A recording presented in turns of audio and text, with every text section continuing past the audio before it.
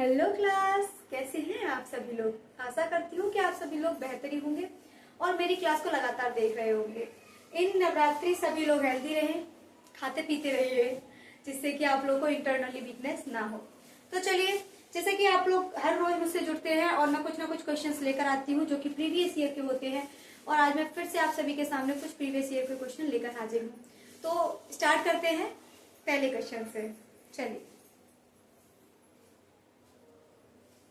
बच्चों, कल आप लोगों का ये वाला प्रीवियस ईयर क्वेश्चन पेपर खत्म हो जाएगा, फोर्थ वाला, और फिर हम लोग फिफ्थ पर चलने लगेंगे। तो चलिए, क्वेश्चन क्या दे रखा है मैं मैं उतारती हूँ, आप लोग भी राइट डाउन कीजिए इसको। तो क्वेश्चन दे रखा है बच्चों ये,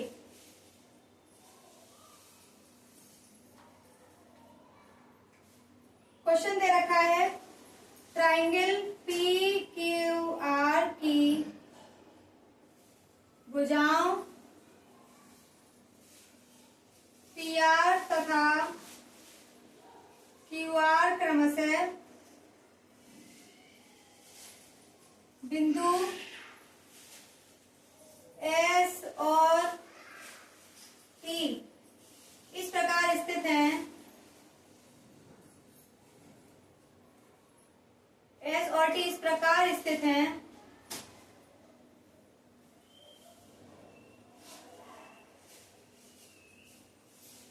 कि एंगल P बराबर है एंगल आर टी एस के। दर्शाइए कि ट्राइंगल आर पी क्यू सर्वांशम होगा ट्राइंगल आर टी एस के। चलिए देखिए बच्चों, मैं आप लोगों को ये वाला क्वेश्चन पिछली बार थर्ड क्वेश्चन पेपर में भी करवाया था। बस ये है कि उसमें डायग्राम दे रखा था और उसमें आपसे पूछ लिया गया था। इसमें आपको डायग्राम में देकर सिर्फ और सिर्फ क्वेश्चन गिवन है, उससे आपको खुद डायग्राम बनाना है और खुद ही सॉल्यूशन करना है। तो चलिए स्टार्ट करते हैं। देखिए क्वेश्चन दे रखा है ट्राइंगल पी क्यू आर की भुजाओं, ट्राइंगल पी क्यू आर की भुजाओं पी आर तथा क्यू आर पर क्रमशः बिंदु। तो देखिए सबसे पहले हम क्या बनाएंगे बेटा, एक ट्राइंगल बना लेंगे। तो मैंने सबसे पहले एक ट्राइंगल बना लिया पी क्यू और आर। मैंने एक ट्राइंगल बना लिया पी क्यू आर। उसने कहा है पी आर तथा क्यू आर पर क्रमशः बिंदु एस और टी इस प्रकार स्थित हैं। यानी कि उसने कहा है दो बिंदु दे रखे हैं उसने, एक यहाँ दे रखा है और एक यहाँ दे रखा है। ये जो बिंदु है वो टी मान लेते हैं और इसे एस। उसने कहा है कि एंगल P बराबर है आर टी एस के, यानी कि जो एंगल P है वो एंगल आर टी एस के बराबर है। तो दर्शाइए आर पी क्यूब सर्वांशम होगा आर टी एस के, यानी कि ये इसके समरूप होगा, ये हमें सिद्ध करना है। तो चलिए कर देते हैं सिद्ध। अब आप लोग क्वेश्चन जब आपने डायग्राम देख लिया तो आपको समझ में आ गया होगा कि ये बिल्कुल वही क्वेश्चन है जो मैंने प्रीवियस ईयर थर्ड में करवाया था। तो लास्ट क्वेश्चन यही था उसमें। तो चलिए सॉल्व करते हैं। सबसे पहले हम लिख लेंगे, दिया है क्या, ट्राइंगल पी क्यू आर तथा ट्राइंगल आर टी एस। तो हमें सिद्ध क्या करना है, सिद्ध करना है ट्राइंगल आर पी क्यू सर्वांशम होगा आर टी एस के। हमें ये सिद्ध करना है तो हम कर देते हैं उत्पत्ति, कुछ ऐसा लिखते हैं। चलिए तो शुरू करते हैं हम सॉल्यूशन। यहाँ से सॉल्यूशन लिख लीजिए सीधे सीधे।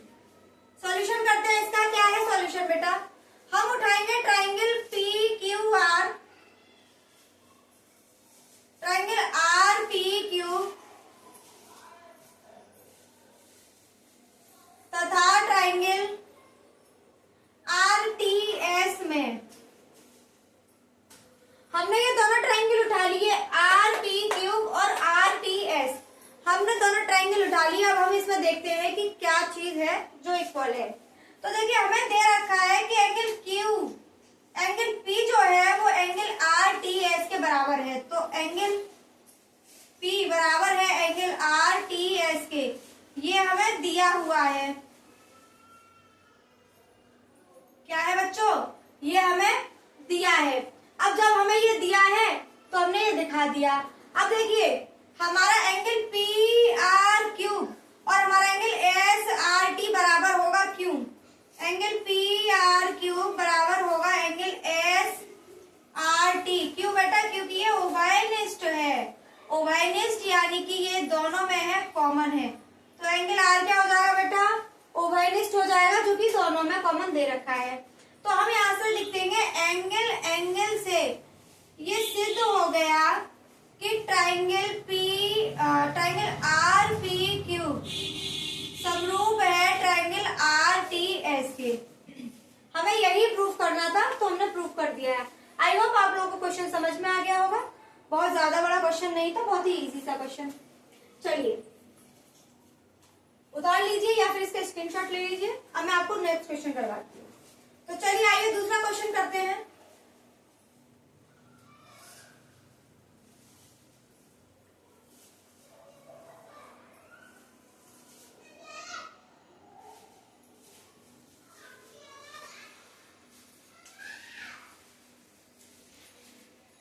तो बच्चों दूसरा क्वेश्चन क्या दे रखा है, लिखते हैं।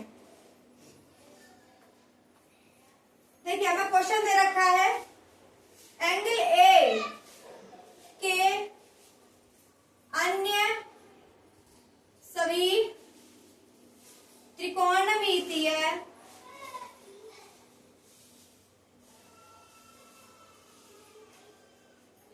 अनुपातों को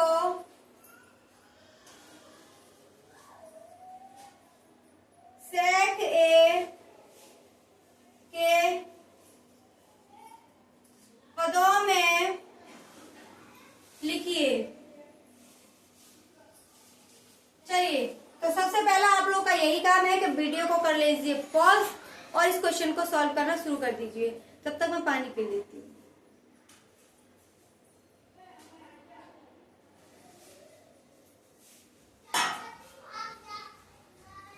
हाँ तो बच्चों चलिए स्टार्ट करते हैं कैसे सॉल्व करना है।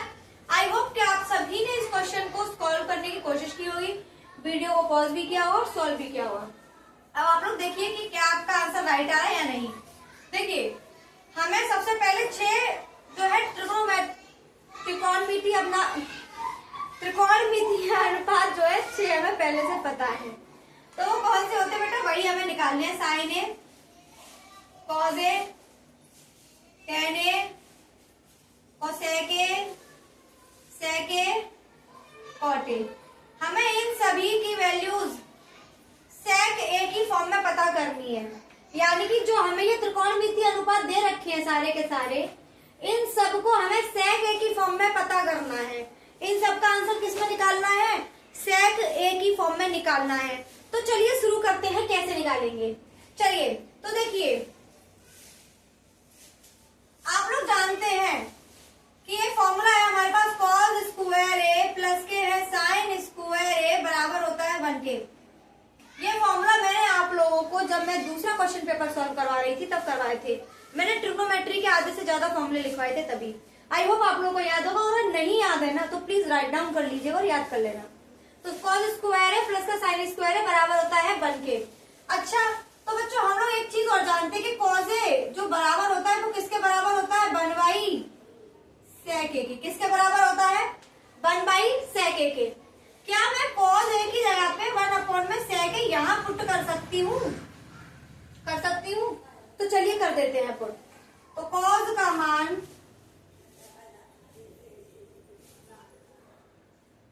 समीकरण में रखने पर या फिर फॉर्मूले में रखने पर, कॉस का मान रखने पर ऐसे लिख लेते तो रख देते हैं। कॉस की जगह पे 1 सेक ए लिख लेती हूँ मैं, सेक ए। बेटा इसके ऊपर स्क्वायर लगा तो मैंने इसके ऊपर भी स्क्वायर लगा दिया। ठीक है। अब हम इस वाले जो ये सेक स्क्वायर ए है इसको हम उस तरफ ले जाएंगे, बराबर के उस तरफ। और मैं आपको बता चुकी हूँ कि बराबर के उस तरफ जब प्लस की वैल्यू जाती है तो बेटा किसकी हो जाती है? वो माइनस की हो जाती है। ठीक है। अब इसे जरा सॉल्व कर लेते हैं। तो सबसे पहले हम क्या इसके लेंगे और इसका ले लेंगे एलसीएम। तो चलिए करते हैं इसको सॉल्व। ये सब आप लोग साथ के साथ उतार रहे होंगे और नहीं उतार रहे हैं तो प्लीज उतारते जाइए, क्योंकि फिर आप लोगों को इनके सॉल्यूशन खुद ही करने पड़ेंगे या फिर दोबारा से देखना पड़ेगा मेरा वीडियो। तो चलिए, मैंने ले लिया एलसीएम सेक स्क्वायर ए, क्रॉस मल्टीप्लाई कर लीजिए तो ये आपका बना सेक स्क्वायर ए माइनस के वन, जो कि बराबर किसके आया बेटा, साइन स्क्वायर ए के। अब हम जानते हैं कि जब भी स्क्वायर हटता है तो दूसरी संख्या पर क्या लग जाता है, स्क्वायर रूट लग जाता है। तो मैं यहां से हटाऊंगी तो उसके ऊपर क्या लग जाएगा बेटा, स्क्वायर रूट। तो लगा लीजिए उसके ऊपर स्क्वायर रूट,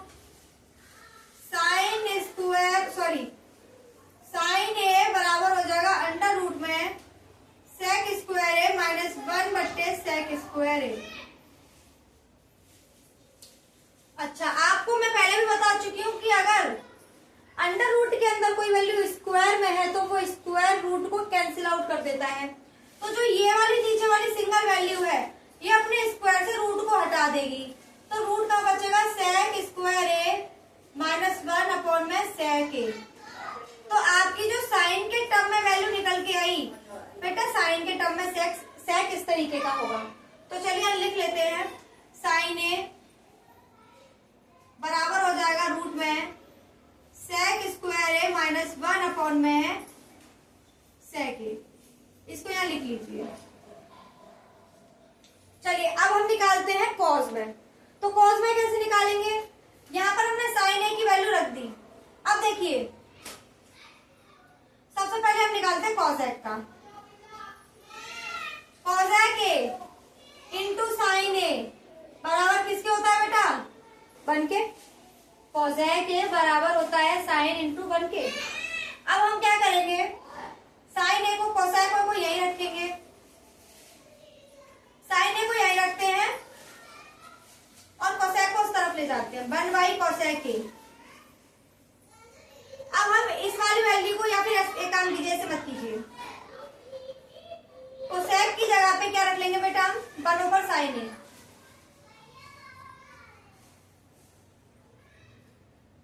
कोसेक ए किसके बराबर होता है, 1/, साइन ए के। और साइन ए की वैल्यू तो हमने निकाल रखी है तो इसको हम यहाँ पर पुट कर देंगे। कोसेक ए बराबर हो जाएगा 1 अंडर रूट में सेक स्क्वायर ए माइनस 1 में सेक।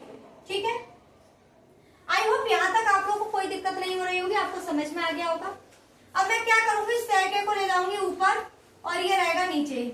तो कोसेक ए बराबर हो जाएगा सेक ए अपॉन में है अंडर रूट में सेक स्क्वायर ए माइनस के है 1, यानी कि साइन ए की वैल्यू ये आ गई और कोसेक ए की वैल्यू ये आ गई।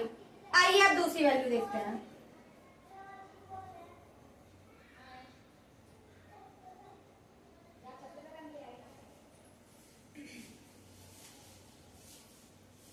टेन ए निकाल लेते हैं बेटा, साइन ए अपॉन में है कॉस ए। साइन ए किसके बराबर होता है बेटा, सॉरी टेन ए किसके बराबर होता है, साइन बट्टे कॉस। टेन किसके बराबर होता है, साइन बट्टे कॉस के।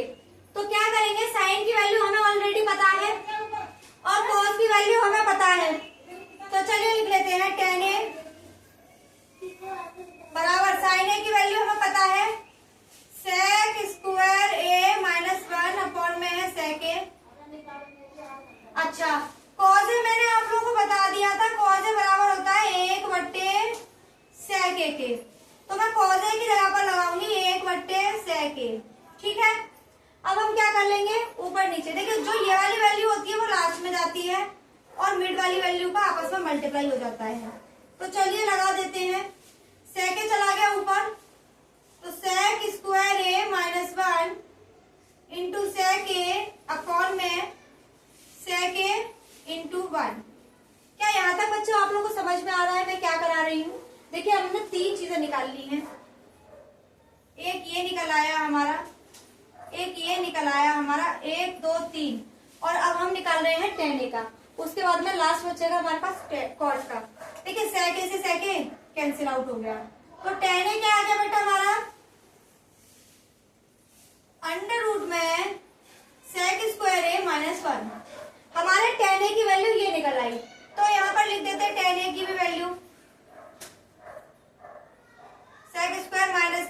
1।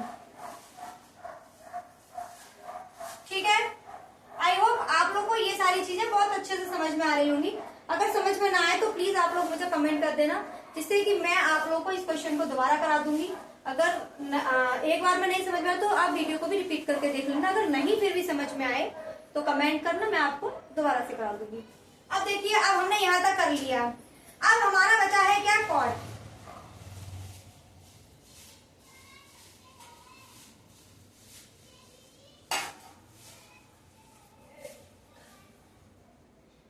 हमारा क्या बचा है, कॉट ए। बेटा जैसा कि हम लोग जानते हैं कि कॉट ए बराबर होता है 1/tan a के। किसके बराबर होता है, 1/tan a के। और हमने जस्ट अभी 1 मिनट पहले tan a की वैल्यू निकाली है ये, तो मैं tan a की जगह पर रख दूंगी √ में sec² a - k है 1।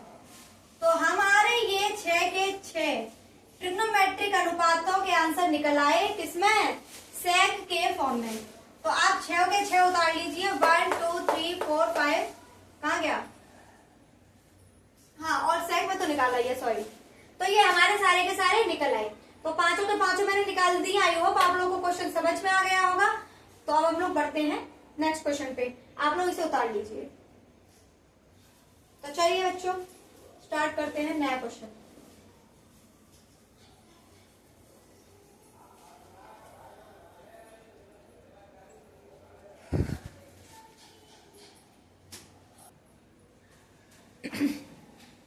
तो आइए बच्चों, क्वेश्चन लिखा हुआ है कि किसी मीनार के आधार से ए और बी दूरी पर एक ही सरल रेखा में स्थित दो बिंदु P व Q से देखने पर मीनार के ऊपरी सिरे के उन्नयन कोण 40 पूरक हैं। सिद्ध कीजिए कि मीनार की ऊंचाई रूट में AB है। हालांकि ये क्वेश्चन देखने में बहुत बड़ा लग रहा है, लेकिन बहुत छोटा क्वेश्चन है और बहुत आसानी से इसका आंसर निकल के आ जाएगा। क्वेश्चन देखकर जरा भी मत घबराइए। देखिए मैं कैसे सॉल्व करवाती हूँ। देखिए, उसने बोला है कि एक मीनार है, मान लीजिए यहाँ एक मीनार खड़ी है, और मीनार जो है, मीनार के आधार से ए और बी दूरी पर एक ही सरल रेखा में स्थित दो बिंदु, यानी कि यहाँ से दो बिंदु खड़े हुए, एक मान लीजिए यहाँ पे P है और ये क्या है आपका Q है। P और Q से देखने पर मीनार के ऊपरी सिरे के उन्नयन कोण 40 पूरक है, यानी कि जब हम यहाँ से देखते हैं तो इसके जो 40 पूरक कोण बन रहे हैं, 40 पूरक कोण बराबर होता है बेटा, ये होता है x + y = 90, यानी कि दो एंगल का योग 90 के बराबर। दो एंगल जब जोड़े तो वो कितने के बराबर होना चाहिए, 90 के बराबर आना चाहिए। तो चलिए, मैंने क्या किया, इसे मान लिया मैंने 90 - θ और इसे मान लिया मैंने थीटा। ठीक है, अब उसने बोला है कि ए और बी दूरी पर है, यानी कि यहाँ से यहाँ तक की दूरी b है और ये टोटल दूरी कितनी है, a है। इसे मैंने x मान लिया, मान लीजिए इसे मैंने h मान लिया। उसने क्या बोला है, ऊंचाई ज्ञात करनी है, जो कि √ में भी हमें ये पता करना है कि जो ए बी दे रखा है क्या हाइट इतनी ही आएगी या कुछ और आएगी, यानी कि हमें ऑलरेडी आंसर गिवन है, लेकिन हमें प्रूव करना है कि आंसर यही है या कुछ और निकल के आएगा। तो चलिए इसको देख लेते हैं। सबसे पहले कुछ दे देती हूँ मैं यहाँ पे, मान लो मैंने यहाँ पे ए और बी यूज हो चुका है, तो C D E और F, सॉरी यहाँ दे रखा है P और Q, तो मैंने इसे C और D मान लिया। तो चलिए सबसे पहले मैं ट्राइंगल उठाती हूँ CPD में। ट्राइंगल CPD में मैंने लगाया tan थीटा।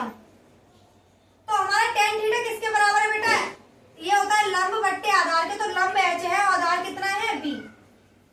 इसे मैंने इक्वेशन 1 मान लिया क्योंकि ये आगे सॉल्व नहीं हो सकता। अब मैंने क्या लगाया, CQD में, ट्राइंगल CQD में, इसमें हम लगाएंगे tan 90 - के थीटा बराबर होगा लंब कितना है h के और आधार कितना है बेटा हमारा a। अब देखिए इसे सॉल्व करेंगे हम आगे। मैंने आप लोगों को बताया था tan 90 - थीटा बराबर होता है आपके cot थीटा के। किसके बराबर होता है, cot थीटा के। अगर मैंने नहीं बताया है तो कल मैं आपको इससे रिलेटेड सारे के सारे फॉर्मूले कल ही लिखवा दूंगी। हो सकता है कि कल मैं क्वेश्चन ना करा के ट्रिग्नोमेट्री के सारे फॉर्मूले करा दूं, क्योंकि बहुत क्वेश्चन ट्रिग्नोमेट्री से ही बनते हैं। देखिए tan 90 - थीटा किसके बराबर होगा बेटा, cot थीटा के, और ये बराबर होगा h/a के।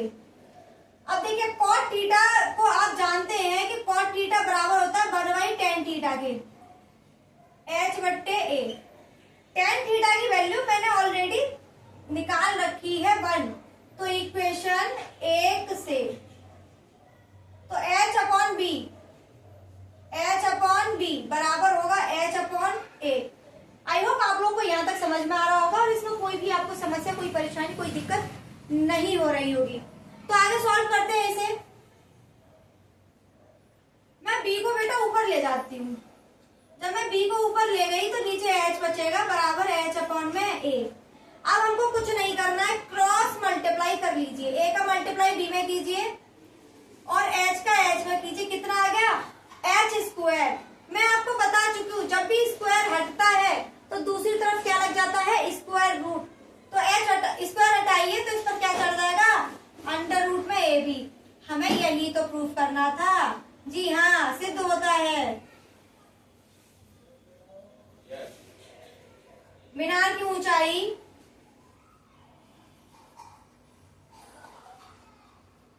अंडर रूट में ab ही होगी। क्लियर है बच्चों? आई होप आप लोगों को क्वेश्चन समझ में आ गया होगा। अगर आप लोगों को नहीं समझ में आया है तो वीडियो को 1-2 बार और देख लीजिएगा, और बाकी आप लोग मुझे दोबारा से पूछ लेना, मैं एक बार और बता दूंगी। तो चलिए आएगा क्वेश्चन देखते हैं।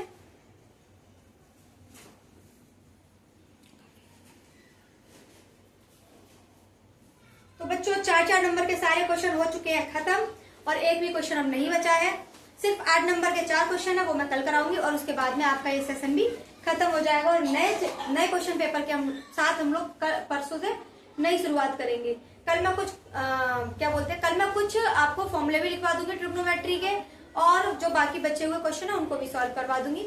आज के लिए हम यही विराम लेते हैं। आप लोगों से विदाई चाहूंगी। आपका बहुत बहुत धन्यवाद, बहुत बहुत शुक्रिया।